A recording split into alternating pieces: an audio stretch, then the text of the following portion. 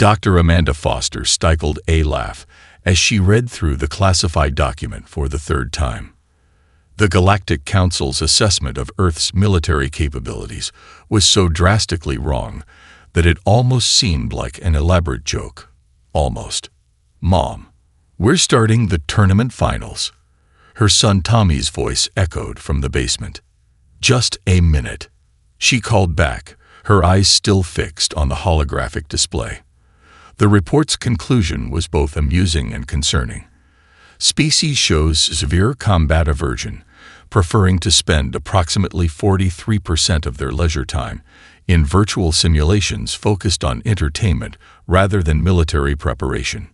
Making her way down to the basement, Amanda found herself in what could have been mistaken for a military command center. 6 teenagers sat at their battle stations, their fingers dancing across haptic controls, while multiple holographic displays showed various angles of a massive space battle. "Flanking Maneuver Delta," Tommy barked out, his voice carrying the same authority she'd heard in military briefings. "Sarah, take your squad through that debris field. Alex, provide coverage fire from Sector 7. The synchronized movement of their virtual ships would have made any fleet admiral proud. Amanda watched as they executed a perfect pincer movement, trapping their opponents in a carefully planned crossfire. These kids had spent thousands of hours perfecting these maneuvers, all while the Galactic Council dismissed their activities as mindless entertainment. Her comm unit buzzed. Another classified message from her contact in the Pentagon. "Dr. Foster, the Council's assessment team is scheduling their final observation tomorrow. High Observer ZTAC seems eager to conclude their study." Amanda typed back a quick response while watching Tommy's team secure their victory. The basement erupted in cheers as the final enemy ship exploded in a spectacular display of virtual pyrotechnics. "Did you record that last formation, Mom?" Tommy asked, his face flushed with victory. "Coach says it's good enough for the national championships." "Got it all, honey," she replied, her mind already racing with the implications. The Galactic Council had been monitoring Earth for months, yet they'd completely misinterpreted everything they'd seen. They watched millions of humans spend countless hours in combat simulations and somehow concluded this made them less prepared for real combat. The next morning, Amanda stood in the observation gallery as High Observer ZTAC's team made their final assessment. The tall, gray-skinned alien moved with an air of smug superiority as he watched a group of Marines engaged in what he assumed was combat training. "Primitive formation protocols," ZTAC noted in his native tongue, unaware that Amanda could understand him. "They waste time with physical combat when modern warfare is fought through automated systems." What ZTAC failed to realize was that the Marines were actually engaged in a team-building exercise based on popular virtual combat scenarios. Every movement, every tactic had been refined through countless hours of gaming. Later that day, ZTAC submitted his final report to the Galactic Council. The human species presents no significant military threat. Their youth are particularly concerning, spending vital development time in simulated environments rather than pursuing real combat training. Their entertainment-focused culture has made them soft, unsuitable for the harsh realities of galactic combat. Amanda encrypted and transmitted the report to her Pentagon contact, adding her own note. "They still don't understand. Should we tell them?" The response came back almost immediately. "Negative. Let them keep their assumptions. After all, humanity has always had one consistent military advantage: being underestimated." That evening, as Amanda watched Tommy's team prepare for another tournament match, she couldn't help but smile at the irony. The Galactic Council had spent months studying Earth and had missed the most important fact of all. Humans had turned combat training into a game, and in doing so, had created the most extensive military training program in the galaxy. Little did the Council know, they'd soon learn just how wrong their assessment had been. And when that lesson came, It would be taught by kids who had learned warfare through the very games the aliens had dismissed as meaningless entertainment. Lieutenant Jessica Deathbringer Thompson drummed her fingers on the control console of the U.S. Nimitz Aya, Earth's newest space destroyer. The diplomatic meeting was running exactly as boring as she expected. 3 hours of watching alien dignitaries exchange formal greetings with Earth's representatives would make anyone antsy, but for someone who'd won the Global Space Combat Championship 5 years running, it was torture. Status check, she mumbled into her comm, more out of habit than necessity. All systems normal, ma'am, replied Ensign Marcus Quick Draw Rodriguez, her weapons officer. Though I wish something would happen. This is worse than waiting in a game lobby.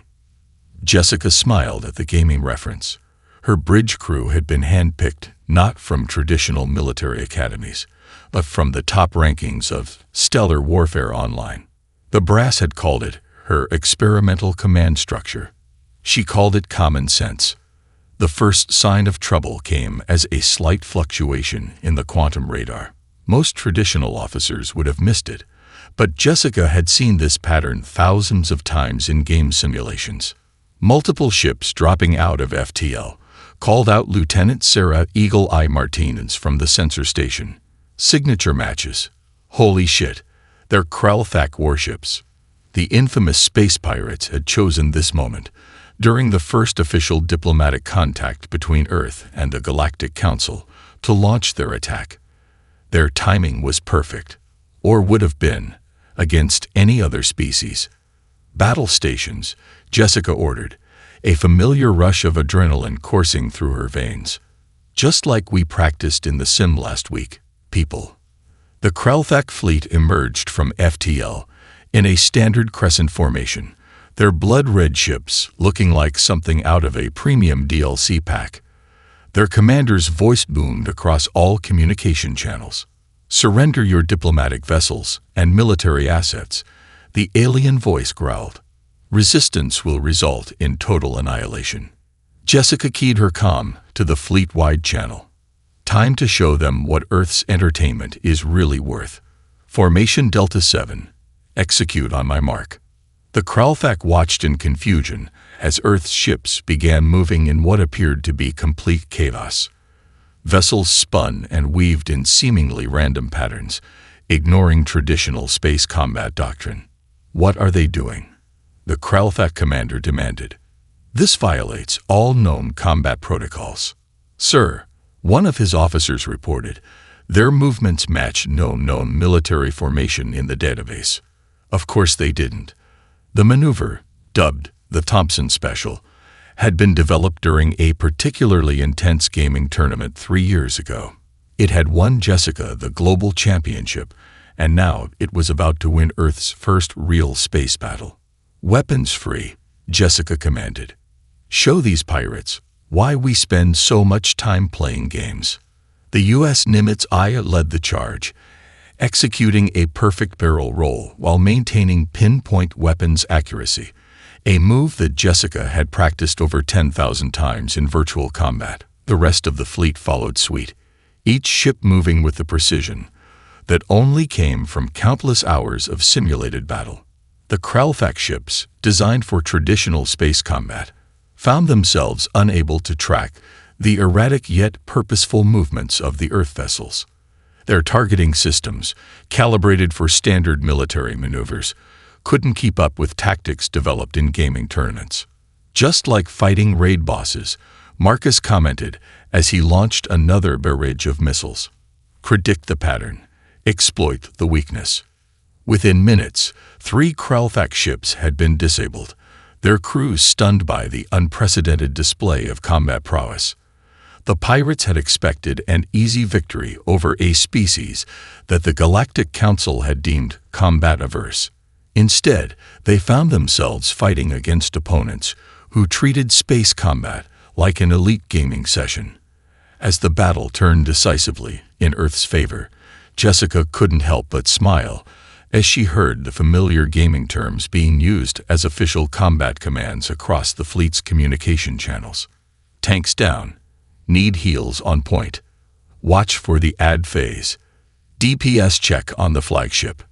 The Galactic Council representatives, safely protected behind the Earth fleet's defense line, watched in astonishment as their earlier assessment of human combat capabilities crumbled before their eyes. They had dismissed humanity's gaming obsession as a sign of weakness. That had been their first mistake. The Kralthek pirates had just made their last. Colonel Michael Mad Dog Reynolds sat in the Combined Fleet Command Center, surrounded by what the Galactic Council would have considered the most unorthodox war room in history. Instead of traditional military displays, the walls were covered with gaming setups and tournament-style leaderboards. His command staff consisted of 20 of the world's top RTS players, each managing different aspects of the counter-offensive against the Kralthek fleet. Their regrouping in Sector 7 called out Jenny Star Queen Martinez, three-time champion of Galactic Dominion IV. Her fingers flew across the haptic interface as she adjusted the fleet formations. Classic Zerg rush tactics, if you ask me. Michael nodded, remembering how many times he'd faced similar strategies in professional gaming tournaments. They think numbers will overwhelm us. Show them why that never works against a well-coordinated team. The Kralthek commander's voice crackled over the intercepted communications. These humans fight like no military force we've ever encountered. Their formations make no sense, yet they move with perfect precision. That's because you've never played against a Korean StarCraft team, Michael muttered, drawing chuckles from his staff. Battle Group Alpha, execute Maneuver TSM-9. The maneuver, named after Team Solomid's legendary play in the 2023 championships, scattered Earth's forces in what appeared to be a panicked retreat. The Kralthek took the bait, pursuing what they thought was a broken formation. "They're falling for it," reported Kevin Zergling Chen, his eyes fixed on the tactical display. Just like noobs always do. The trap was sprung with the precision of 1,000 practice runs. Earth ships emerged from hidden positions behind asteroids and debris fields, their coordinated attack patterns honed through years of competitive gaming. "Focus fire on their flagship," Michael commanded, using terms that would have baffled traditional military strategists, but made perfect sense to his crew. "Don't let them pop their ultimate." The Kralthek communications channels erupted with confusion. Their battle language translator was working overtime, trying to decipher the human combat terminology. "What is a spawn camp?" one alien officer demanded. "And why are they calling our retreat path a trash lane?" In the command center, a junior officer rushed in with an urgent update. "Sir, the enemy is attempting to hack our communication systems." Michael actually laughed. "Let me guess. They're using standard military-grade encryption." He turned to a young woman sitting in the corner, surrounded by glowing screens. "Hey, Katie, show them why you're called Hackerman." Katie Hackerman Sullivan, who'd spent more time breaking into virtual security systems than most people spent sleeping, cracked her knuckles with a grin. "Their firewall is like tutorial-level stuff. Give me 5 minutes." The Kralthek never stood a chance against someone who'd completed Cyberpunk 2077 with a no-death run. Within minutes, their communication networks were flooded with a mix of heavy metal music and old NLG airhorn sound effects. "Sir," one of the tactical officers called out, "the enemy fleet is showing signs of confusion. Their formation is breaking." Michael nodded, a predatory smile crossing his face. "Time to push for the win. All units, execute Order GGEZ." The Earth fleet moved as one, their coordinated assault looking more like a choreographed esports final than a military operation.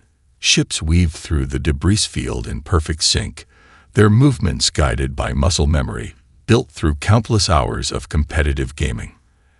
As the Kralthek fleet began to crumble, their commander made one final transmission. "What kind of military training creates warriors like this?" Michael keyed his comm, unable to resist the response. Get good. Scrub. In the aftermath of the battle, as the remaining Kralfak ships fled in disarray, the Galactic Council's military observers watched in stunned silence. They had just witnessed a space battle won not through traditional military doctrine, but through strategies developed in video games. Perhaps, one observer noted, we should begin studying these games more carefully. Michael just smiled, already planning the next phase of the defense. After all, every gamer knew that the first boss fight was always just the tutorial. Robert Ghost Williams crouched behind a fallen concrete pillar, his breathing steady and controlled. The sounds of the approaching Kralfak ground forces echoed through the abandoned streets of downtown Seattle. Next to him, his old paintball team, now designated as urban combat specialists, checked their very real, very lethal weapons with the same casual expertise they once reserved for tournament gear. Just like Portland Nationals 2023, whispered Maria Spectre Rodriguez, his second in command. Remember how we held that corner against Team Vertex for 20 minutes? Yeah, but these guys don't call their hits, Robert replied with a grim smile. He keyed his tactical comm. All teams, sound off. Just like a Sunday game, folks. The responses came back in quick succession, each sector reporting ready. His force was an eclectic mix. Paintball champions, airsoft veterans, Parker enthusiasts, and even a group of medieval combat reenactors who'd proven surprisingly effective in close-quarter combat. The first Kralfak scout team rounded the corner, moving in what they considered perfect urban combat formation. Robert almost laughed. They were using textbook military tactics against a group that had spent years learning how to counter conventional strategies. Remember, he broadcast to his teams, they're expecting military resistance. Show them why humans play war for fun. The aliens never saw the first strike coming. A team of Parker experts, led by the legendary YouTube star Jack "Spider" Thompson, descended from the buildings above, their movements honed through years of urban exploration. The Kralfak's upward scanning systems, designed to detect traditional military threats, had completely missed the humans who treated vertical surfaces as just another path. Sector 1 cleared, Jack reported, his team already moving to their next position using routes that would have given traditional military strategists heart attacks. These guys really need to learn to check their six. The main Kralfak force pushed forward, only to find themselves caught in elaborate crossfire zones that any paintball player would have recognized instantly. The aliens' advanced combat armor, designed to withstand traditional military attacks, proved surprisingly vulnerable to tactics developed over decades of recreational combat sports. They're trying to flank through them all, called out Danny Quick Draw Martins, just like those tryhards at the state championships. Robert grinned. Spring the trap. Show them why you never rush B without checking corners. The Kralfak combat leaders were growing increasingly frustrated. Their tactical analysis software could not make sense of the humans' movement patterns. Every standard military approach was met with counters that seemed to break all rules of conventional combat. How are they anticipating our strategies? One Kralfak commander demanded over their comm channel. These movements match no known military doctrine. In the middle of the chaos, a new group joined the fray. Led by Rebecca Knight Anderson, a group of Society for Creative Anachronism members charged into close combat, their years of medieval combat practice translating perfectly to zero-G sections where ranged weapons were too risky. For the realm, Rebecca shouted, her plasma blade moving in patterns practiced at countless Renaissance fairs. The Kralfak, trained to fight at range, had no defense against humans who spent their weekends having sword fights for fun. As the battle progressed, the aliens found themselves facing an enemy that treated urban combat like an elaborate game. Because for years, that's exactly what it had been. Every street corner became a respawn point, every building a power position, every intersection a control point to be captured and held. The Kralfek commander made one final attempt to rally his forces. Remember your training. They are untrained civilians. Robert's response crackled across all channels. Untrained. Buddy, we've been training for this our whole lives. We just called it having fun. As the last Kralfek units retreated in disarray, the Galactic Council's ground combat assessment team watched the footage in stunned silence. They had just witnessed a professional military force being systematically dismantled by what they had dismissed as recreational activities. One junior observer finally spoke up. Perhaps we should revise our definition of combat training. His superior could only nod in agreement. After all, how do you fight an enemy who has turned war into a game and then mastered the game? Special Forces Captain Emily Quickscope Martins stood in the airlock of her assault shuttle, surrounded by what the Galactic Council would have called the most unorthodox boarding team ever assembled. Her squad wasn't chosen for their military experience. They were selected for their speed running records in Galaxy Storm VYI. Remember, folks, she addressed her team. This is just like breaking the world record on the Dreadnought level. Only difference is we can't reset if we mess up. No death run, chuckled Sergeant Jake Speed Demon Anderson, who'd once completed the infamous Omega Station mission in under 4 minutes. Just like old times. The team's mission was simple on paper: board the Kralfek command ship and disable their primary systems. In reality, they were about to attempt the most ambitious speed run in human history.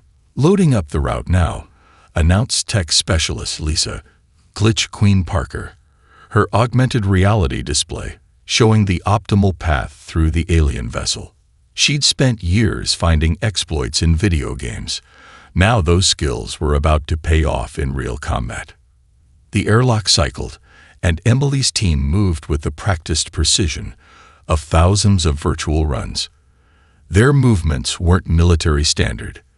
They were optimized routes learned through countless hours of gaming. First skip point coming up, Lisa called out.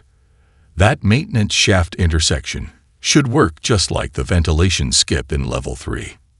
The Kralfek security forces were completely unprepared for what hit them. They had expected a traditional military boarding action, slow, methodical, following standard protocols. Instead, they faced a team that moved like digital ghosts, exploiting every shortcut and structural weakness with terrifying efficiency. They're using the reactor cooling tubes as a transit route, a Kralfek security officer reported in panic. That's not possible. It violates every safety protocol. Speedrunners don't care about safety protocols. Emily grinned as her team emerged behind enemy lines. We care about making good time. Meanwhile, in the space around the command ship, high school PE teacher turned space commander James Coach Anderson was implementing another gaming strategy that baffled the aliens. Maintain spawn point control, he ordered his fleet. Don't let any reinforcements through. Classic spawn camping. People. The Kralfek commanders were growing increasingly frustrated. Their security systems, designed to counter military-grade hacking, were being bypassed by techniques developed to find video game Easter eggs. They're moving too fast, one security chief reported. Our response teams can't keep up with their pattern. Inside the ship, Emily's team had reached a massive security door. In a traditional military operation, this would have been a major obstacle requiring heavy equipment or explosives. Anyone remember the shield skip from the Speed Running Championship? Emily asked, examining the door's power coupling. Oh man, that glitch. Jake laughed, already moving to a specific panel. The developers never patched that one. Using techniques that would have horrified both military tacticians and software developers, the team exploited a quirk in the door's security systems, similar to one they'd found in countless games. Frame-perfect execution required, Lisa muttered, her fingers flying over the control panel. Just like in practice. The massive door glitched and opened, leaving the Kralthak security team on the other side staring in disbelief. They had expected a long siege, not a team that treated their security systems like just another game puzzle. As they approached the ship's core, Emily's team had shattered the previous record for a successful boarding action. The Kralthak's internal defenses, their pride and joy, were being systematically dismantled by people who'd spent years finding ways to break game systems. Final split coming up, Lisa announced, using speedrunner terminology that would have been meaningless to traditional military forces. Current time is, well, under world record pace. The Kralthak captain's final message to his superiors was both confused and terrified. They don't move like soldiers. They move like they've done this 1,000 times before. In truth, they had, just never in real life until now. As the ship's systems fell under human control, Emily keyed her comm with a message that would have made any speedrunner proud. Galaxy Storm VII Dreadnought any % world record in real life. The Galactic Council's combat analysts would later spend months studying the footage, trying to understand how a team of gamers had outperformed their best military projections. Their conclusion was both simple and revolutionary. They didn't see it as combat. They saw it as a game to be won. Lieutenant Thomas "Dune Guy" Parker sat in the communications center of the U.S. Nightmare, his expression more amused than concerned as the Kralthak's latest psychological warfare broadcast played across the screens. The aliens had compiled what they considered their most terrifying war footage. Massive battle cruisers emerging from darkness, warriors in spiked armor performing ritual combat, and the screams of defeated enemies. They call that scary. Thomas chuckled, taking a sip of his energy drink. Looks like the tutorial level of Dead Space. Around him, his team of psychological warfare specialists, all recruited from a horror gaming community, were already at work. Sarah "Nightmare" Thompson, a popular horror game streamer, was editing together something special from her personal library. Should we show them what really scares humans? She asked with a mischievous grin, pulling up footage from classic horror games and movies. The Kralthak's voice boomed through the ship's speakers. Witness the might of our warriors and despair, humans. Thomas keyed his comm. Control, request permission to return fire. Horror gamer style. Permission granted, came the response. Show them why humans play horror games for fun. What followed was a masterclass in human psychological warfare. The team began broadcasting a carefully curated mix of content across all Kralthak frequencies. The grotesque monsters from Silent Hill, the psychological horror of Layers of Fear, the jump scares from Five Nights at Freddy's, all set to a soundtrack of heavy metal and distorted children's songs. Adding some analog horror now, called out Mike "Creepy" Anderson, a veteran ARG designer. Let's see how they handle local 58-style content. The effect on the Kralthak was immediate and dramatic. Their ships began breaking formation, their comm channels filled with confused and terrified chatter. What kind of species creates such images for entertainment? One Kralthak commander demanded. These must be records of their worst nightmares. Nah, man, Thomas muttered to himself. That's just Friday night gaming with friends. The team escalated their assault, now including clips from survival horror speedruns, showing how humans not only faced these terrors, but had learned to master them. They added commentary tracks of gamers laughing at jump scares, streamers making jokes during intense horror sequences. They're trying to counter-broadcast, Sarah reported, monitoring the alien channels. More war scenes and battle footage. Thomas laughed. Show them that getting over its speedrun championships. Want to see real psychological torture? Watch someone lose their progress after 2 hours. The psychological warfare unit had another surprise ready. They began broadcasting footage of human children playing horror games, their giggles and excitement in the face of virtual monsters proving more unsettling to the aliens than any amount of gore or violence.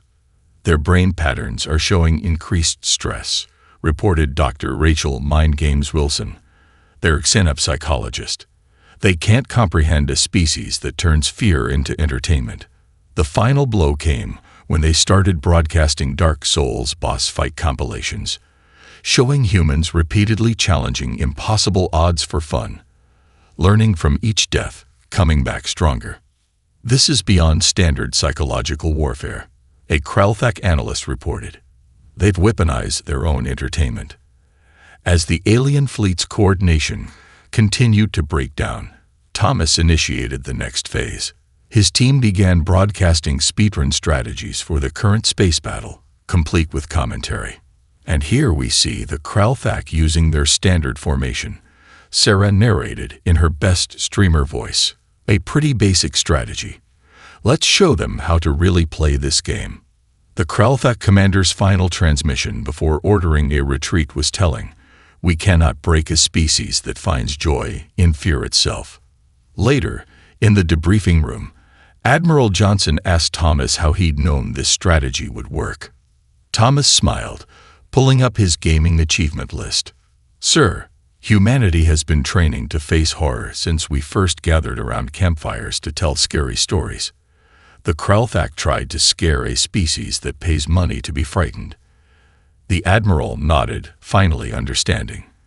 They brought psychological warfare to a horror game fight, and they didn't even last until the first boss battle.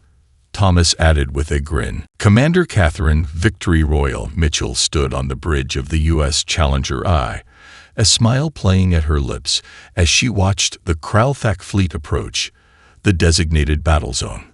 The asteroid field before them had been modified over the past week, transformed into something that would have been instantly recognizable to any Battle Royale gamer.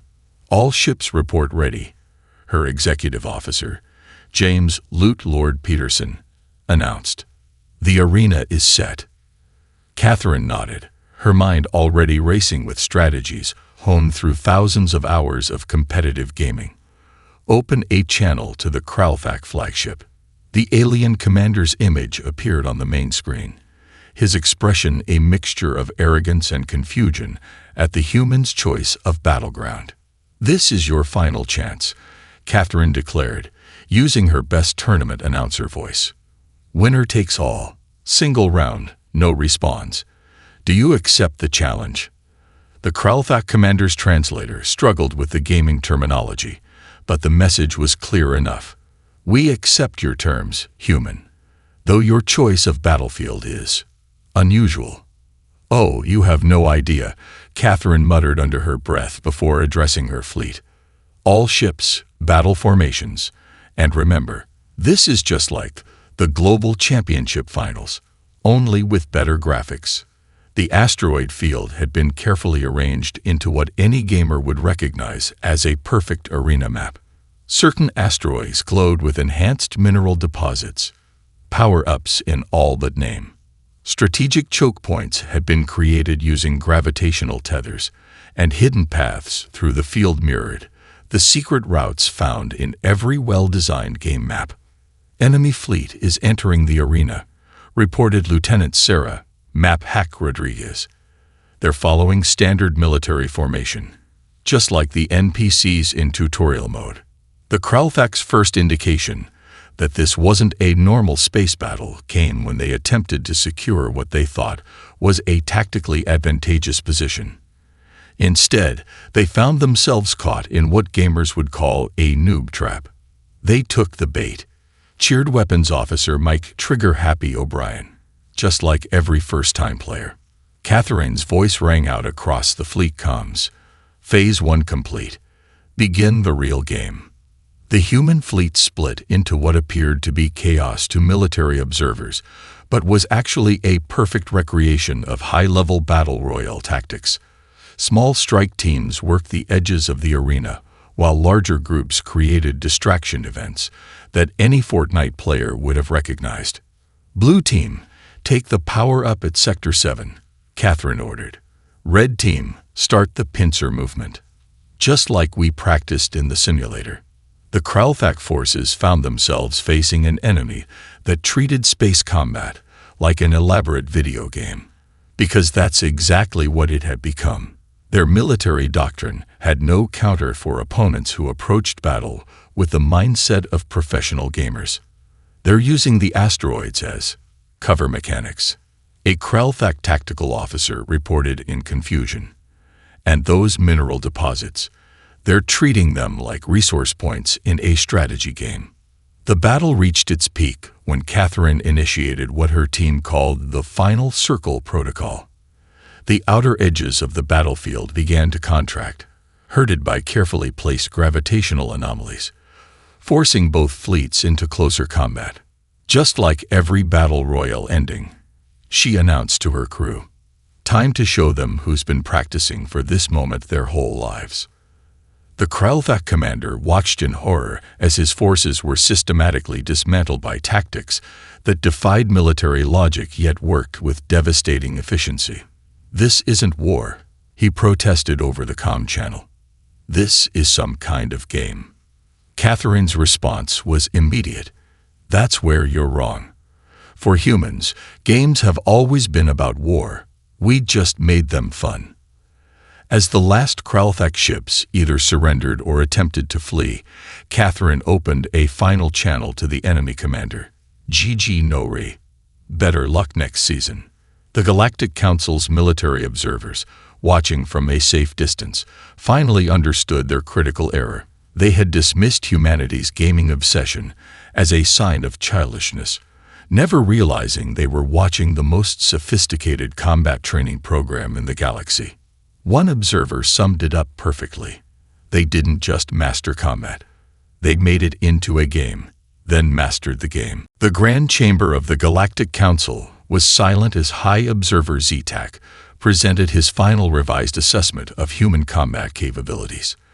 The massive holographic display behind him showed footage from the various battles against the Kralthak, each clip more bewildering than the last to the traditional military minds present.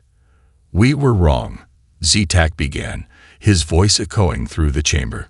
"Catastrophically, fundamentally wrong about humans. What we dismissed as frivolous entertainment was actually the most advanced combat training system ever developed." The footage shifted to show Lieutenant Jessica Deathbringer Thompson's fleet executing perfect gaming-inspired maneuvers, then to Robert "Ghost" Williams' team using paintball tactics in urban combat, and finally to Commander Catherine "Victory Royal" Mitchell's Battle Royal arena victory. "But how?" asked one council member, their confusion evident. "How did they turn simple games into such effective combat training?" Dr. Amanda Foster stepped forward, having been invited to explain humanity's perspective. "You're looking at it backwards," she said, loading up a new presentation. "We didn't turn games into training. We turned training into games, and that made all the difference." The display now showed children playing video games, teenagers in paintball matches, professional gamers in tournaments, and finally, the same techniques being used in real combat situations. While other species treated combat training as a burden, Amanda continued, "We made it fun. Our children don't learn combat because they have to. They learn it because they want to, because it's entertaining." The council chamber erupted in discussion as the implications became clear. A junior observer rushed in with an urgent report. The reformed Kralthak pirates had just submitted a formal request to study at Earth's gaming academies. They're particularly interested in something called Dark Souls, the observer noted, somewhat confused, though they seemed terrified of a game called Getting Over It. Zetak activated another hologram, showing the new classification system for Earth. Species category: Unique. Combat assessment: Superior. Note: their entertainment is their training, their games are their weapons, and their fun is their strength. In the weeks that followed, Earth became the center of a galactic revolution in military training.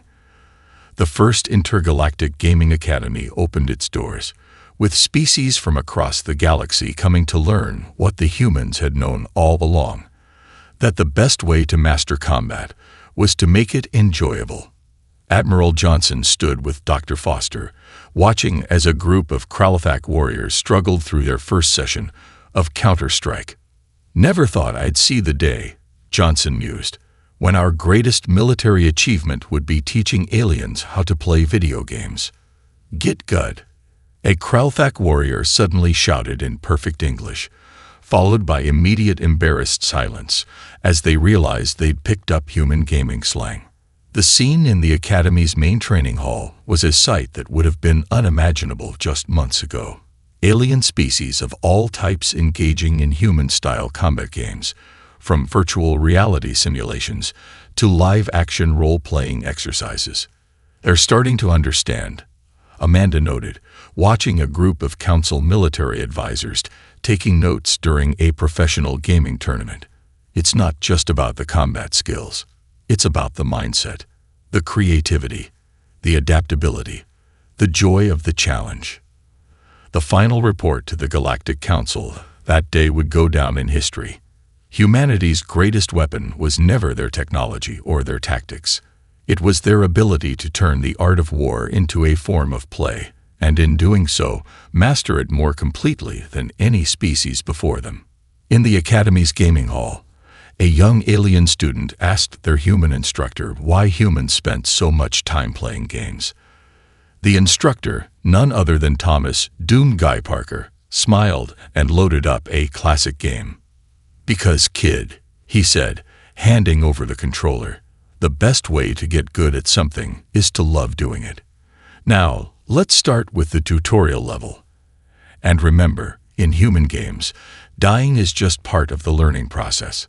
The Galactic Standard Military Training Manual was updated with a new primary directive.